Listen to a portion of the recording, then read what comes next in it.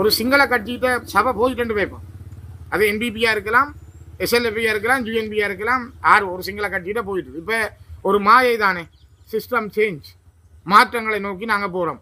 சம உரிமை கொடுக்க போகிறோம் எல்லாருக்கும். நேற்று யாழ்ப்பாணத்தில் பேசியிருக்கிறார் விஜித கேரத். நாங்கள் தமிழில் பேசியிருக்கிறேன். முந்தி அவரும் பேசினவர் தானே தமிழில். மஹிந்த ராஜபக்சம் நாங்கள் எல்லாரும் ஒன்றா இருப்போம் என்று பேசினவர் தானே ஒரு காலத்தில்.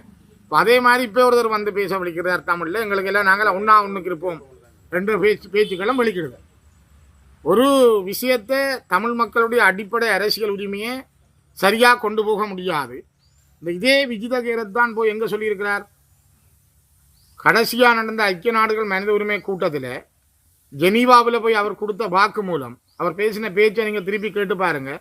அவர் சொல்கிறார், யாழ்ப்பாணத்தில் மக்கள் எங்களுக்கு 3 ஆசனங்களை தந்திருக்கணும், தமிழ் மக்கள் எல்லாம் எங்களோட நிற்கணும், நீங்கள் என்னத்துக்கு தீர்மானம் கொண்டாடுங்க. அங்கே ஒரு தரம் சாக இல்லை, யுத்தமே நடக்க இல்லை. அந்த யுத்தத்தில் செத்தது பயங்கரவாதிகள். அவர் பயங்கரவாதிகள்னு சொல்கிற புலிகளை. அங்கே செத்தது பயங்கரவாதிகள். அங்கே எதுவும் நடக்க இல்லை, மக்கள் யாரும் சாக இல்லை.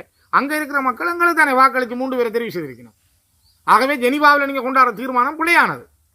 ஆறு சொல்கிறது வெளிநாட்டு அமைச்சர், தமிழில் பேசி பழகிற தோழர் விஜித கேரத். அவருக்கு மணி அடிக்கவும் கொஞ்சம் பேர் இருக்கிறார்கள். அவருடைய திசகாட்டியை பிடிச்சி கொண்டு போகிறதுக்கும் கொஞ்சம் பேர் இருக்கிறார்கள். இப்போ நான் கேட்குறேன், குருந்தூர் மலையில் நீதிமன்றம் தீர்ப்பு வழங்கினது இங்கே நீங்கள் எந்த கோயில் கட்டுமானங்களும் செய்யக்கூடாது. அதை மீறி குருந்தூர் மலையில் பிக்கு விகார கட்டி முடிஞ்சுது. ஏன் அந்த விகாரையை நிப்பாட்ட முடியல? இந்த அரசாங்கத்தாலேயே நிப்பாட்ட முடியல. இன்றைக்கு ஒரு பிக்கு சொல்கிறார், அனுபவம் ஆடையை நான் கலட்டுவேன் என்று தன் உடுப்பை கலட்டி காட்டுறார். வீடியோ போய் கொண்டு இருக்கு யூடியூப்பில் பார்த்துருப்பீங்க சில பேர். மட்டக்களப்பில் இருக்கிற பிக்கு ஒன்று சொல்லி கொண்டு இருக்கிறேன். தைட்டியில் ஒரு விகார கட்டி இருக்கு, மக்களை உயர் பாதுகாப்பு வலயம் என்று சொல்லி அதுக்கு நீங்கள் போகக்கூடாதுன்னு சொல்லி போட்டு விகாரியை கட்டி இராணுவ தளபதி திறக்கிறார் சவீந்திர சில்வா. இப்போ இந்த அரசாங்கம் வந்த பிறகு அதுக்கு பக்கத்தில் மண்டபம் கட்டிக்காச்சு, ஆராதனை மண்டபம் கட்டிக்காச்சு. ஆற்ற காணி மக்கள்கிட்ட காணி. அப்போ அரசாங்கம் அனுர அரசாங்கம். System change. இதுதான் தமிழருடைய காணிகளை பிடிக்கிறது, அவர்கள் இடங்களில் வலுக்கட்டாயமாக விகாரைகளை அமைக்கிறது, அவர்களை 2ஆம் குடி மக்களாக அங்கே இருந்து அகற்றுறது. திரியாயில் இப்படி தான் முருகன் கோயிலோடு இருந்த இடத்தை போய் விகாரை இருக்குன்னு கட்டி போட்டு இன்றைக்கு அதில் 2200 ஏக்கர் காணி அந்த விகாரைக்கு சொந்தம் என்று கேட்குறாங்க. இவ்வளவு தமிழத்தை உறுதி இருக்கிற காணி.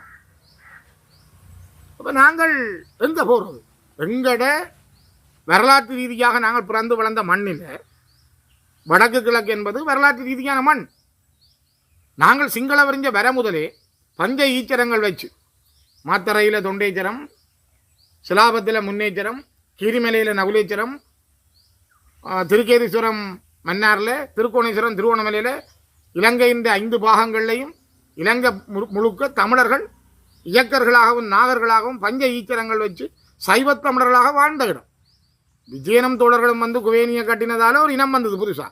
நீங்கள் இன்றைக்கு அதை பௌத்தம்ன்றீங்க, பிறகு நாங்கள் சிங்களவர்ன்றீங்கள், நாங்கள் எங்களை 2ஆம் குடி என்றீங்கள். நாங்கள் இங்கே பிறந்து வளர்ந்த இனம், தோன்றி வளர்ந்த இனம். இன்றைக்கும் புலனர்வையில் நாகர்களுடைய அடையாளம் தான் வருது. கிண்டினா எந்த சிங்கள அடையாளமும் வர இல்லை. அப்படியான பிரதேசத்தில் வந்து அவர்கள் கேட்கிறார்கள், தமிழ் மக்கள் எங்களுக்கு ஆனதாங்க கொண்டு கேட்கிறார். இப்போ தமிழ் மக்கள் யாருக்கு ஆன வழங்குறது? இந்த தாயக விடுதலை போரில் எத்தனையோ ஆயிரம் ஈசன் கேட்ட மாதிரி எத்தனையோ ஆயிரம் மாவீரர்கள் நாளும் பொழுதும் இந்த மரணத்தை தழுவினது. அவன் கடலில் போய் புலிகளின் தாகம் தமிழ தாயம் என்று சொன்னது தனக்காக இல்லை.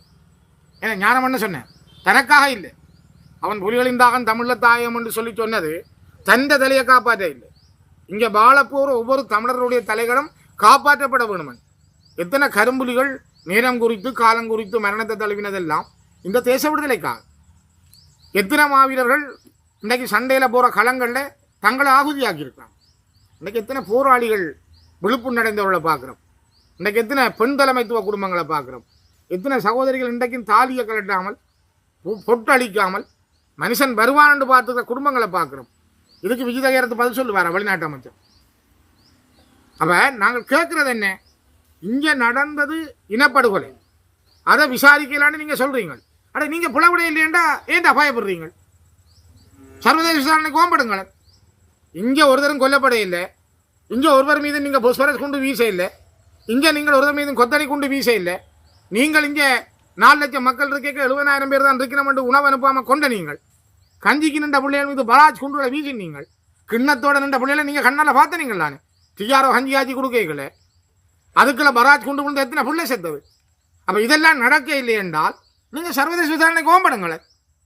நீ எங்களை சுடுற, நீ எங்களை வெட்டி கொள்ற, நீயே புற மேசையில் இருந்தோன்னு நான் தான் நீதிபதி விசாரிக்க போடுறேன்ற நியாயமா? அடித்தவன் நீதிபதி ஆகலாமா? கொலை செய்தவன் நீதிபதி ஆகலாமா? அல்ல எங்களை கொண்டவன் நீதிபதி ஆகலாமா? அதுக்கு வேறொருத்தன் தானே வரணும். நீ கொலை செய்த, நீ நாங்கள் பாதிக்கப்பட்ட, நாங்கள் சாகடிக்கப்பட்டவர்கள். அப்போ ஆரோ ஒருத்தன் தானே நீதி வழங்கணும், நடுநிலையாளன் நீதி வழங்கணும். நீ கொலை செய்தவன் நீதிபதி ஆகலாம். இப்போ நீ விஜிதகரத்தா இருந்தானே, அனுரகுமாரவா இருந்தானே, தோழர்களே நான் உங்களிடம் கேட்கறது, நீங்கள் நியாயமானவர்களாக இருந்தால் முதல்ல ஒரு சர்வதேச விசாரணைக்கு ஓம்படுங்க. உங்கள்கிட்ட உண்மை இருந்தால் சொல்லுங்க. இன்றைக்கு பட்டலந்தையில் நடந்த படுகொலையை நீங்கள் ரணில் விக்ரமசிங்க தான் செய்தவர், ஏவிபி தோழர்கள் எல்லாம் கொல்லப்பட்டார்கள் சொல்லி நீங்கள் பட்டலந்த விசாரணைக்காக பட்டலந்தையில் விசாரணை நடத்தணும்னு அறிக்கையை கொண்டு பார்லிமெண்ட்டில் போடுறீங்க. ஆனால் எல்எல்ஆர்சியின் அறிக்கை பாராளுமன்றத்துக்கு வந்த பிறகு இன்றைக்கு அது கிடப்பில் போடப்பட்டது. அதே போல் ஜனாதிபதி ஆணைக்குழு கொண்டு வந்து விசாரணைக்கு என்று பாராளுமன்றம் சமர்ப்பிக்கப்பட்ட பிறகும் அது கிடப்பில் கிடக்கு. இப்போ தமிழர் மீது நீங்கள் கொலை புரிந்தால் எல்எல்ஆர்சியின் அறிக்கையோ அல்லது ஜனாதிபதி ஆணைக்குழுவின் அறிக்கையோ எல்லாத்தையும் நீங்கள் தூக்கி கடாசுவீங்க. பண்டா செல்வா ஒப்பந்தத்தை கிழிப்பீங்க, டட்டு செல்வா ஒப்பந்தத்தை கிழிப்பீங்க, பிரபா ரணில் ஒப்பந்தத்தை தூக்கி எறிவீங்க. இலங்கை இந்திய ஒப்பந்தம் 2 நாடுகளுக்கு இடையில் நடந்தாலும் இந்தியாவுக்கு பயத்தில் பேசாமல் இருக்கிறீங்க. அப்போ நீங்கள் என்னவும் செய்வீங்க. நாங்கள் திரும்ப திரும்ப நீங்கள் வர வர ஒவ்வொருத்தருக்கு நாங்கள் வாக்களிக்கணும். உங்களுக்கு பின்னால் நாங்கள் 5000 ஒதுக்கி இருக்கிறோம், 10,000 ஒதுக்கி இருக்கிறோம், நாங்கள் உங்களுக்கு ரோட்டு போடுவோம், நாங்கள் உங்களுக்கு கரண்ட் தருவோம். இந்த நாட்டின் பிரஜை தானே நான், இந்த நாட்டின் பிரஜை தானே இந்த அம்மா, இந்த நாட்டின் பிரஜை தானே இந்த அப்பா. நீ தரத்தானே வேணும் எனக்கு, என்னிட்ட வரி வாங்குறதானே. எந்த நெல்லில் இருந்து நான் என் தாத்தா குடிக்கிற சுருட்டில் இருந்து எந்த புள்ள குடிக்கிற பால்மா வரைக்கும் நீ வரி வேண்டுறதானே. நீ எனக்கு கரண்ட் தராம என்னட்டு நீ இல்லைன்னு சொல்லுவேன், எனக்கு ரோட்டு போடுவா நீ எப்படி சொல்லுவேன்? நீ என்ன நியாயம் இருக்கு உனக்கு? 80 வருஷம் இந்த மண்ணில் நாங்கள் போராடுறோமே. நாங்கள் நிராயுதபாணிகளாக துப்பாக்கி இல்லாமல் நின்ற பொழுதுதான் ஏஆர் தேவதன் எங்களை பார்த்து என்ன சொன்னவர்? போரண்டா போர், சமாதானம் வேண்டா சமாதானம். எவ்வளவு மோசமான வார்த்தைகள். அதுக்கு என்ன நடவடிக்கை எடுத்தாங்க இந்த அரசாங்கம்? அதுக்கு பிறகு அவருக்கு பிறகு வந்த பிரேமதாசா பெரிய சுத்தத்தை எங்கள் மீது கட்ட விழுத்தார், நல்லவன் மாயின் அடிச்சு. டிபி விஜயதுங்க சொன்னார், நாங்கள்லாம் மரம், சிங்கள மக்கள் எல்லாம் மரம், நீங்கள் எங்களை கொடி மாதிரி சுத்தணும், நீங்கள் மரமாக இல்லாத. எப்படிப்பட்ட இனவாதம்! எப்படி நாங்களும் நீங்களும் கை கோக்குறது? என்ன சம உரிமை இதில்? நாங்கள் ஒரு தேசிய இனம், முதல்ல ஏற்றுக்கொள்றியா? இந்த அரசாங்கத்துக்கு பின்னால் வால் பிடிக்கிற இந்த இளங்குமரன் கரண் கம்பன் தான் அவருக்கு தெரியும். ஆனால் நாங்கள் கரண் அடிச்சோம்னா தாங்க மாட்டார் இளங்குமரன். நாங்கள் கரண் கம்பம் இல்லை, நாங்கள் மின்சாரம் பட்டு தானே இளங்குமரன் கதை முடிஞ்சுது.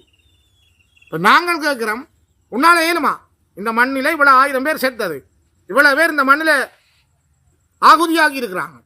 இப்போ இவ்வளவு நடந்து முடிஞ்ச பிறகும் இன்றைக்கும் எங்கடையில் கொஞ்சம் பேர் போய் அவங்களுக்கு பின்னால் வால் பிடிச்சோண்டு நாங்கள் அதை செய்வோம் இதை செய்வோம்னு சொல்கிறேன் என்றால், இன்றைக்கு ஒரு சாதாரண ஆணரவில் வந்த உப்பு அதுக்கே ரஜ லுனு பேர்.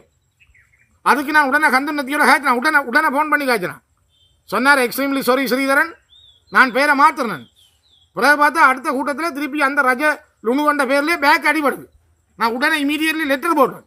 அதுக்கு பிறகு இப்போ திருப்பி நேற்று நான் அறிஞன் ஆனரவு பண்ணி மாற்றிக்கிறாங்க.